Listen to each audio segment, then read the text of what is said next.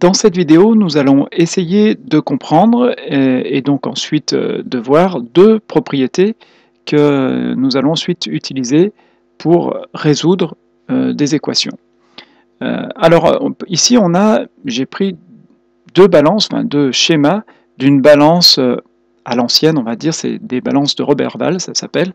On sait on sait ou on ne sait pas, donc je vous le dis, que sur ces balances, lorsque l'on met une certaine masse à gauche, la balance sera équilibrée si la masse à droite est la même. Donc ici, la balance est équilibrée, puisque si c'était plus lourd d'un côté que de l'autre, si la pomme ici à gauche était plus lourde que les 3 fraises, alors la balance basculerait ici, et inversement, si les fraises étaient plus lourdes, elles basculeraient de ce côté-là. Donc là, la balance est à l'équilibre, le petit curseur au milieu indique qu'il est justement centré, et donc la masse est la même des deux côtés. Donc ça veut dire que notre pomme a la même masse que 3 fraises.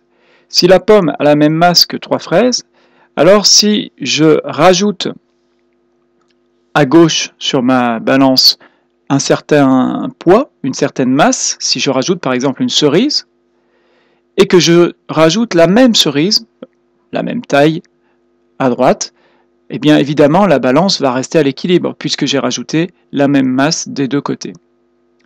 De même, si j'ai une pomme qui fait la même masse que 3 fraises, si je triple la quantité de pommes, en supposant que les pommes soient toutes identiques, alors évidemment la quantité, et que je triple aussi la quantité de fraises, alors évidemment la balance va rester à l'équilibre puisqu'une pomme est équivalente à 3 fraises.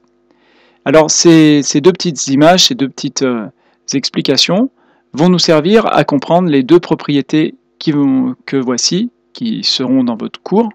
Lorsque l'on a une égalité, lorsque deux nombres sont égaux, si on rajoute à ces deux nombres la même quantité des deux côtés, ou que l'on soustrait la même quantité des deux côtés, alors l'égalité reste vraie.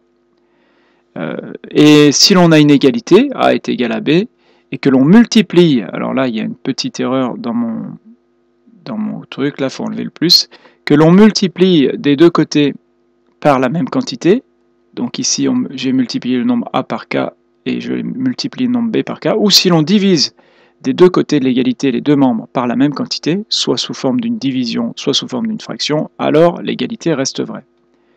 Donc ça va nous servir par exemple à arriver à trouver la solution de quelques petites équations, comme par exemple, premier exemple, si j'ai l'équation 5 plus x égale 7. Comment trouver le nombre x? Alors évidemment, on peut savoir directement, dire bah, moi je sais c'est 2 parce que 5 plus 2 ça fait 7. Je prends volontairement un exemple simple pour qu'on comprenne la propriété, mais ensuite nous aurons des exemples plus compliqués. Eh bien ici ce que l'on va faire, nous on veut trouver x, donc on va se débarrasser en quelque sorte du 5 qui est à gauche en enlevant 5. Donc j'ai enlevé la quantité 5 à gauche.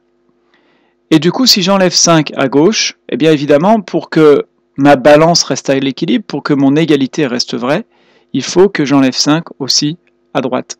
Et donc, ça va me donner ici x plus, comme j'ai le plus 5 et le moins 5, ça va s'éliminer, et donc ça va me donner x à gauche, plus 5 moins 5, ça s'élimine, est égal, et 7 moins 5, ça fait 2.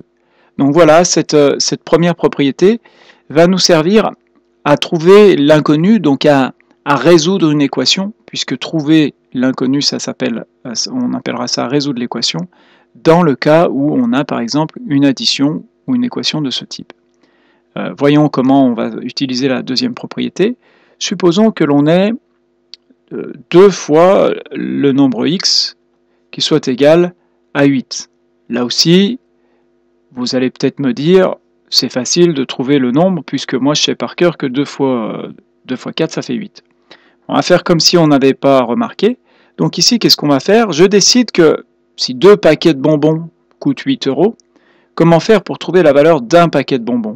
Et en fait, on va diviser par 2. Je vais diviser par 2 à gauche. Comme ça, 2 divisé par 2, ça va s'éliminer, ça va faire 1x. Mais si je divise par 2 à gauche, je dois aussi diviser par 2 à droite. 8 divisé par 2. Et 8 divisé par 2, ça fait 4. Donc on a trouvé que ma valeur x vaut 4.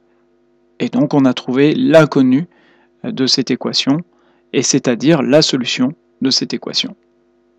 Voilà donc à quoi ces deux propriétés vont nous servir.